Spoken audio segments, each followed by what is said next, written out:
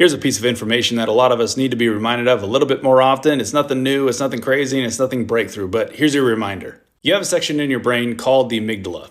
And your amygdala is responsible for your fight, flight, freeze, and fawn response. And those responses are triggered when it thinks that it's in a life-threatening situation, which in today's world, most of the time, it's not. I'm not saying all the time, but most of the time.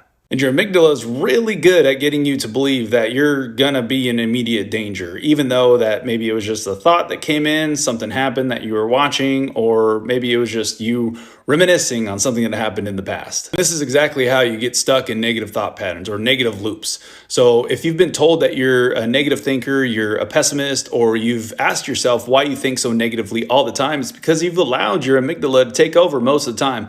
And over time, because of this pattern of yours, you've created this network of neurons that keep firing the same things over and over again, the same thought that you keep reminiscing on. And these patterns get embedded in what's called the default mode network. Your default mode network, or DMN, within the brain is what's going to be firing when you're at rest, when you're just hanging out. And that's why it's so easy for these negative thoughts to keep looping and looping and looping. But the beautiful thing is, here's how you can change it. The brain has this ability to change and adapt in response to your environment and your thoughts. And this is also known as functional neuroplasticity, which is just a fancy way of saying that you can change the way your brain processes information, which is going to change the way you interpret information coming in, which is also going to change the way you think about things, which is going to change the emotional response. Unfortunately, change feels painful to the brain because it has to rewire certain neurons, and it's going to default back to what's familiar, what it's used to. So if you're used to negative thought patterns, you're used to feeling like crap, it's going to be a little bit of a process. It's going to be a practice. But the one thing I would like to leave you with is that you are the observer of what's going on in your brain,